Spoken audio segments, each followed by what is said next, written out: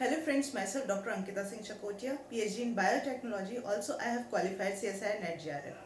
अब तक हम कार्बोहाइड्रेट चैप्टर से रिलेटेड बहुत इंपॉर्टेंट टॉपिक्स कवर कर चुके हैं। आज का हमारा फाइनल जो चैप्टर है इन दिस लेक्चर है वो है इस चैप्टर का कार्बोहाइड्रेट एज इंफॉर्मेशनल कोड। देखिए, कार्बोहाइड्रेट के बारे में अब तक हमने पढ़ा कि ये सेल टू सेल कम्युनिकेशन में काम कर रहे थे, स्ट्रक्चरल पॉलीसेकेराइड या स्ट्रक्चरल कार्बोहाइड्रेट की तरह काम कर रहे थे, स्टोरेज कार्बोहाइड्रेट की तरह काम कर रहे थे, एक्स्ट्रासेलुलर मैट्रिक्स में ये बहुत अपना इंपॉर्टेंट महत्वपूर्ण योगदान दे रहे थे। यहाँ हम बात करने वाले हैं कि ये एज इंफॉर्मेशनल कोड कैसे है। इंफॉर्मेशनल कोड जैसे ही नाम सुनते हैं हमें डीएनए या कोई जेनेटिक मटेरियल का ही दिमाग में क्लिक करता है, बट कार्बोहाइड्रेट भी ऐसा बायोमोलिक्यूल है जो कि इंफॉर्मेशन कैरी करता है फॉर द आइडेंटिफिकेशन।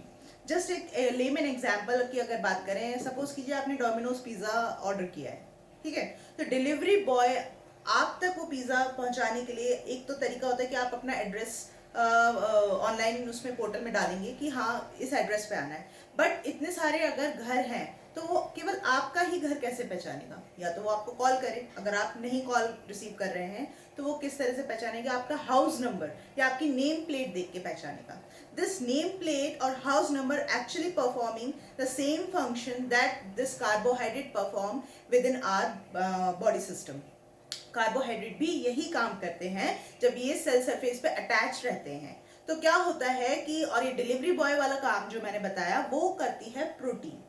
प्रोटीन जिसका कि नाम है लेक्टिन, लेक्टिन प्रोटीन। ये वायरस से लेके प्लांट से लेके, मतलब कि बैक्टीरिया वायरस सभी में, प्लांट्स मतलब कि सब में, एनिमल्स में भी ये प्रोड्यूस होती है। और इसका मेन काम यही है इस कार्बोहाइड्रेट को आइडेंटिफाई करना, चाहे वो सेल पे हो, चाहे हमारी बॉडी में फ्रीली ट्रेवल कर रही हो with the blood by conjugated with some other biomolecule. तो इस लेक्टिन का काम यही है। अगर दूसरे एग्जाम्पल मैं दूं, there is a hormone, there are two hormone that actually important for the menstrual cycle, that is the luteinizing hormone and thyrotropin. both are peptide hormone और दोनों ही पिट्यूटरी ग्लैंड से रिलीज होते हैं। ल्यूटिनाइजिंग हार्मोन हाइपोथैलेमस से भी secrete किया जाता है, and pituitary gland is the major source of it. Thyrotropin भी इसी होते हैं। तो क्या होता है कि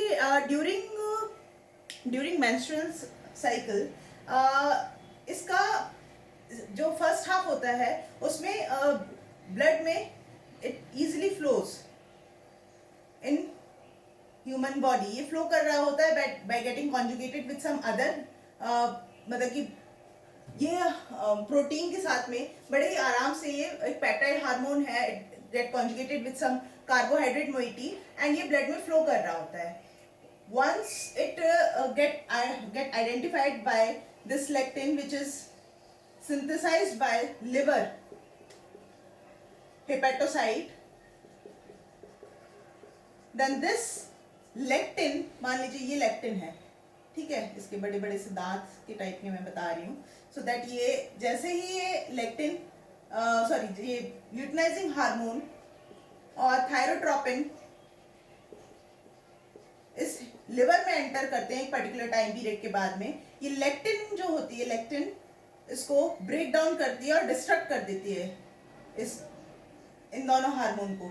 then what will be happen during bleeding cycle of menstruation, the LH and thyrotropin level get decrease हो जाता है, ठीक है ना। LH and thyrotropin level get decreased due to the destruction of them via this lectin protein of hepatocyte, ठीक है। तो देखिए यहाँ पे इन्होंने कोडिंग की काम किया, इस हार्मोन से अटैच थे, पेप्टाइड हार्मोन से, और ब्लड में फ्लो हो रहा था, लेकिन इसके आइडेंटिफिकेशन के लिए ये प्रोटीन बहुत ही इंपॉर्टेंट रोल प्ले किया। तो मेहनत यहाँ पे लेक्टिन ने की, लेकिन कोडिंग यहाँ पे कार्बोहाइड्रेट के द्वारा हो रही थी, ठीक है ना। इसी तरह से और एग्जाम्पल हैं, जैसे कि आरबीसी में अगर सेल मेम्ब्रेन, देयर इज अगर ये इरिथ्रोसाइट है, ठीक है, if it is an RBC और इसके सेल पे एक वही ग्लाइकोलिपिड वाला जो चैप्टर हमने प्रीवियस लेक्चर में डिस्कस किया था, ग्लाइकोलिपिड में ओलिगोसैकेराइड में अगर यहाँ पे एन एसिटाइल न्यूरामिनिक एसिड और सियालिक एसिड अगर प्रेजेंट है तो ये इजीली अपने ब्लड में फ्लो करेगी।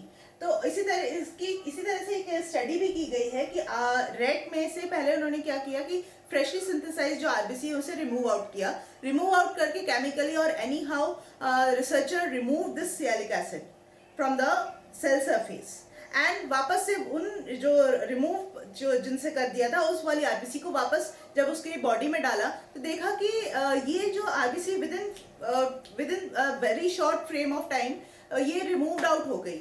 Again lectin of hepatocyte perform the same function for their destruction, but कुछ एक आरबीसी ऐसे डाले थे जिनों की अनट्रीटेड थी, वो नॉर्मली जिनमें कि ये इंफॉर्मेशन कोड था तो वो इजीली ट्रैवल कर रहा था, मतलब कि उसने पूरा अपना लाइफ स्पैन कवर किया उस आरबीसी में। सो इन दिस वे लाइक ये प्रोटेक्शन का भी काम करती है सियालिक एसिड, और मतलब कि कार्बोहाइड्रेट एज इंफॉर्मेशन कोड यहाँ पे प्रोटेक्शन भी प्रोवाइड करती है, ठीक है, प्रोटेक्शन भी प्रोवाइड करती है।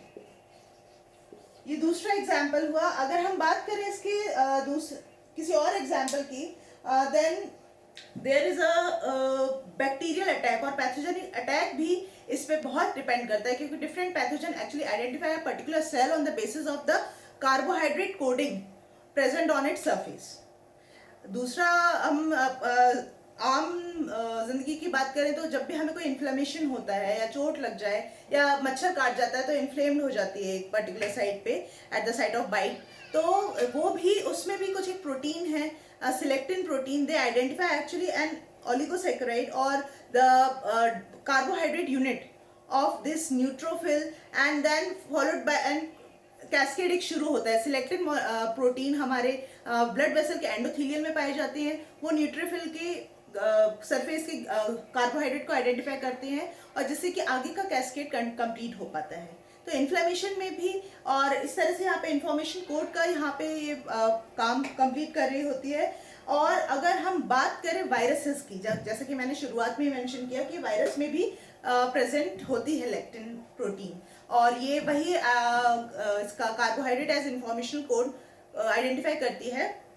तो हीमोफिलस इन्फ्लुएंजी जो कि इन्फ्लुएंजा करता है वायरस, इनफैक्ट स्टडीज ये भी कह रही हैं जो कोरोना वायरस है वो भी हमारी बॉडी में होस्ट सेल की कुछ एक लेक्टिन प्रोड्यूस करते हैं और वो लेक्टिन हमारे होस्ट सेल की सरफेस की कार्बोहाइड्रेट को आइडेंटिफाई करती हैं। इनफैक्ट हीमोफिलस इन्फ्लुएंजी में तो ये भी है कि once it get enter within the body system और सेल से अपना इन्फेक्शन साइकिल कंप्लीट करके वो रिमूव आउट होने के लिए क्या करता है, एंजाइम रिलीज करता है और प्रोड्यूस करता है सियालिडेज एंजाइम रिलीज करता है जो कि मेम्ब्रेन की या होस्ट सेल की सियालिक एसिड को डिस्ट्रक्ट करता है, सियालिक एसिड को डिस्ट्रक्ट करता है, मतलब ये सियालिक एसिड को आइडेंटिफाई करता है। और इस तरह से क्योंकि ये सेल मेम्ब्रेन का पार्ट होता है, वो सेल मेम्ब्रेन का पार्ट होता है, तो जैसे इसका डिस्ट्रक्शन होता है उसके लिए एक पैसेज बन जाता है वायरस के लिए, so that it can easily move out of the cell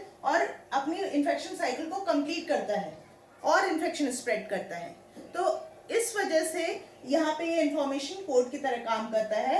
और जो हम एंटीवायरल दवाइयाँ यूज करते हैं, ये बात आप याद रख लीजिए, एंटीबायोटिक क्यों नहीं बनती है, क्योंकि एक तो वायरस में म्यूटेशन बहुत ज़्यादा होता है और एंटीवायरल जितने भी होते हैं ना वो बहरूपीय होते हैं। Antiviral can never be like कि वो वायरस को ख़त्म करेगा या वायरस का कोई भी मेटाबॉलिज्म को रोक देगा, वो केवल वायरस को कंफ्यूज कर सकते हैं बट उसे खत्म नहीं कर सकते। जैसे कि यहाँ पे अगर हम बात करें हीमोफिलस इन्फ्लुएंजी के लिए, इन्फ्लुएंजा में 2 दवाइयाँ दी जाती हैं जिनका की नाम है टेमीफ्लू एंड रेलेंजा। इनमें क्या होता है, they actually mimic the structure of this sialic acid which is important for the function of सियालिडेज।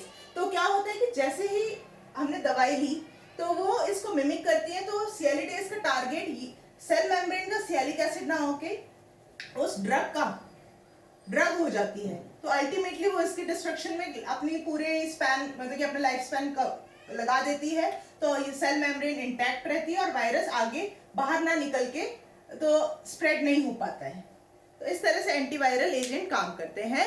by mimicking the informational code, carbohydrate as informational code. So this we have covered everything about the carbohydrate chapter. आगे हम nucleic acid start करने वाले हैं. आज का मेरा lecture अगर अच्छा लगा हो तो please hit the like button. It's an big request to all of you. Like करने में कुछ नहीं जाता, बस एक टच करना है आप लोगों को अपनी स्क्रीन पे. तो प्लीज़ आप लाइक ज़रूर करें, केवल देख के आगे मूव ना हो जाया करें. Big request to all of you. ठीक है, ये एक पॉजिटिव मोटिवेशन देता है और कुछ भी नहीं. ठीक है, अगर मेरा आज का लेक्चर अच्छा लगा हो तो please hit the like button. And कुछ गलतियां हुई हों तो प्लीज़ कमेंट बॉक्स में आप डालें, सो दैट मैं उसे काम करूं और अपने आप को इम्प्रूव कर पाऊँ. मिलते हैं अगले चैप्टर के साथ में. Till then stay safe and stay blessed. Bye bye.